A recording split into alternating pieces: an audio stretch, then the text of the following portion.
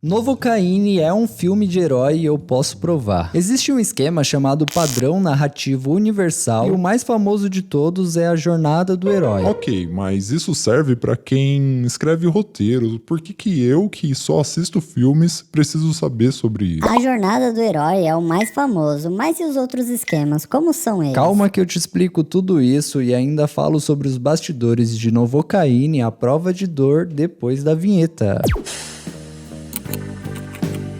A jornada do herói é um arco narrativo bem grande e para facilitar para você e para mim, eu vou ler aqui no Google como ela funciona e depois eu explico como você pode usar isso. A jornada do herói, ou monomito, é uma estrutura narrativa popularizada por Joseph Campbell em seu livro O Herói de Mil Faces, 1949, que descreve um padrão universal encontrado em mitos e histórias de diversas culturas. Esse padrão detalha os estágios pelos quais um herói transita de um mundo comum para um novo mundo, superando desafios, sofrendo uma transformação e retornando com algum tipo de recompensa ou conhecimento para o seu mundo original. É uma ferramenta fundamental no storytelling e no roteiro cinematográfico. Só com isso aqui de informação eu consigo relacionar o filme Novocaine com esse arco narrativo da jornada do herói, mas vamos continuar que tem mais. Mundo comum.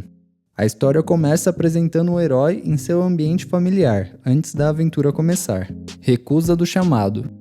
O herói inicialmente hesita em embarcar na aventura por medo ou falta de confiança. Chamado da aventura. Um evento, pessoa ou ideia desafia o herói a abandonar seu mundo comum e iniciar a jornada. Encontro com o mentor.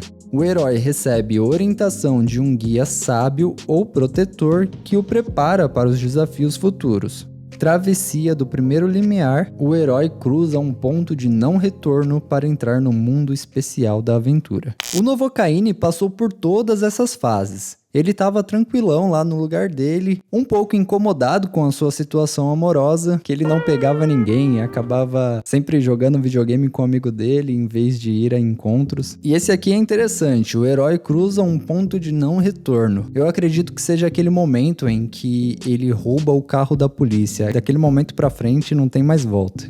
Testes aliados e inimigos.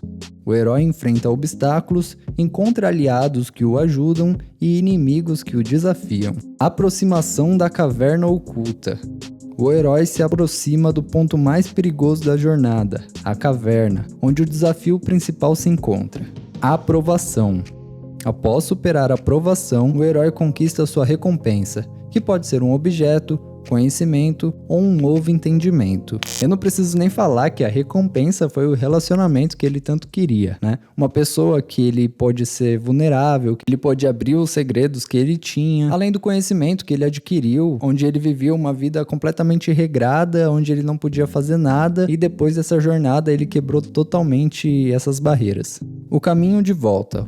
O herói retorna para o mundo comum, mas ainda enfrenta desafios e perigos. A ressurreição. O clímax final, onde o herói enfrenta uma última prova decisiva, muitas vezes envolvendo a morte e o renascimento, simbólicos, para provar a sua transformação. O retorno com o Elixir. O herói retorna ao seu mundo com a recompensa, que pode ser um tesouro, conhecimento, uma nova sabedoria, que trará benefícios ao seu lar e sociedades. E assim a gente fecha o arco da jornada do herói. E o Google ainda dá algumas opções de aplicações. Cinema e literatura, é usado em roteiros de filmes como Star Wars e O Senhor dos Anéis, e em diversas obras literárias e contos de fada. Storytelling, ajuda a criar narrativas mais envolventes, gerar empatia e conectar com o público com a história através da jornada do protagonista.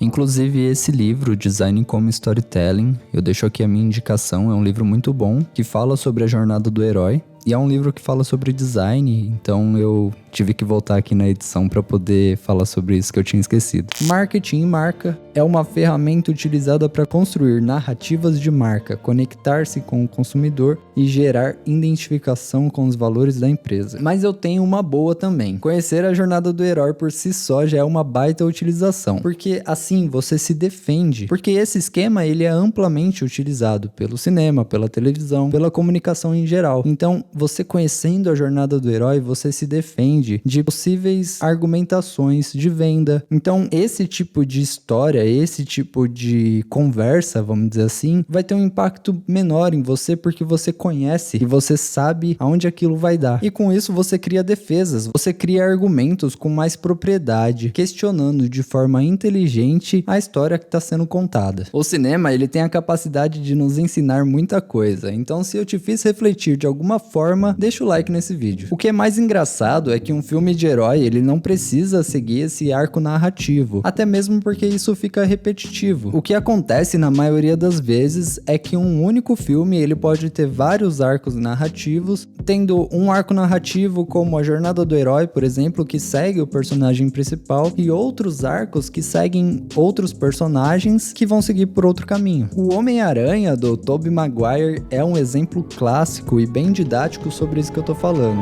Ok. Ele passa por todas as fases da jornada do herói, até a recusa, ele não quer ser herói, e ele passa por tudo e depois retorna transformado. É legal quando você reconhece esses padrões e você começa a enxergar isso em diferentes filmes. Star Wars tá cheio desses esquemas. O próprio Anakin Skywalker é um exemplo clássico. Ele sai do lugar comum, de uma família pobre e sem futuro, ele tem toda a questão com os Jedi e com a família dele, passa por todo o processo também e tem a sua transformação. Só que nesse caso especificamente, ele nunca vai concluir o arco porque ele nunca retorna pro ponto inicial. A transformação dele, a monstruosidade que ele se tornou, não permite que ele conclua a trama como um herói. Aí ele entra em outro arco narrativo. Lembra que eu falei lá no início do vídeo que existem vários esquemas como esse? Cada filme tem o seu arco principal, mas na história do Anakin, em geral, ele mistura dois arcos, que é a queda do herói, como o Anakin, e a jornada de redenção, como o Darth Vader. Ou seja, o Anakin Skywalker é o herói que caiu e o Darth Vader é o vilão que retornou à luz. Cada episódio vai ter o seu arco principal, cada personagem vai ter o seu arco particular, e um filme ele pode ter até 3 arcos narrativos diferentes. É muita coisa, não existe uma regra. É por isso que eu falei que filme de herói ele não precisa necessariamente ter o arco narrativo da jornada do herói ou qualquer outro específico. A questão é, se não existe um arco narrativo, a história ela vira somente um relato de acontecimentos sem sentido. Mas não é só o arco narrativo que torna o Novocaine um filme de herói. A personalidade do protagonista também ajuda bastante nisso. Ele tem um jeito de herói, que é muito marcado por essa questão, por esse ato de ajudar as pessoas que precisam. O filme mostra que ele gosta de fazer isso e ele faz isso já nas primeiras cenas, onde ele usa o serviço no banco para fazer isso. O roteiro também ajuda muito nisso. Esse filme ele tem um roteiro simples, ele tem uma história simples e de longe ele não foi um sucesso de lançamento, mas ele é original, ele tem uma ideia boa e eu acho que filmes assim, eles ganham o público com o tempo. É um filme bom, meio Sessão da Tarde, apesar desse arco narrativo repetitivo, ele faz o arroz e feijão bem feito, ele faz o simples bem feito. E a equipe de maquiagem foi a que mais trabalhou. Se você reparar, a maquiagem ela vai ganhando mais peso e mais significado com o decorrer do filme, principalmente a mão dele e os braços. Então se tem alguma coisa que eu posso falar dos bastidores é isso. Eles tinham parte do corpo do Novocaine em tamanho real em uma massa moldável para fazer as lesões em stop motion. E eles tinham até uma mão para fazer os takes fechados. E eu vi nos créditos, sim, eu sou a única pessoa que eu conheço que fica realmente lendo os créditos do filme de vez em quando. E eu já achei muita coisa bacana só fazendo isso. Eu achei todo o elenco de produção da maquiagem e eu vi os outros trabalhos que eles fizeram. Teve uma galera que trabalhou no Resident Evil, imagino que fazendo a maquiagem dos zumbis. Mas outra coisa que eu vi também nos créditos que eu queria falar aqui foi que tinha uma empresa terceirizada de aparatos médicos para dar suporte ao filme. Eles tinham tipo uma planilha para entender todas as lesões do personagem, ajuda de um especialista para lesão, tipo um braço quebrado, como que o maquiador ele deve expor expor o osso da forma correta, como outras coisas, tipo o fato de todas aquelas lesões serem possíveis de um corpo humano aguentar e não parecer que eles estão viajando ou exagerando de alguma forma essa doença. Uma característica legal da jornada do herói que eu gosto de observar sempre que eu vejo que o roteiro ele tá indo por esse caminho é o mentor. O mentor, ele não precisa ser uma pessoa que fica o tempo todo ali no ouvido do protagonista dando um conselho e tudo mais. Geralmente ele vem, ele planta uma sementinha e cai fora. Por isso que o nome dessa fase é o encontro com o mentor. E no caso do Novocaine, o mentor é aquele amigo nerd dele que incentiva ele a sair com a menina do banco. No caso do Homem-Aranha, é óbvio que é o Tio Ben, do Anakin Skywalker é o Obi-Wan Kenobi e por aí vai. Fala pessoal, meu nome é Gabriel Clemente, eu analiso os bastidores dos filmes aqui no meu canal e de vez em quando eu tento reproduzir alguma cena do meu jeito, como eu fiz nesse vídeo do The Witcher que tá aparecendo aí pra você. Obrigado por assistir até aqui e até a próxima!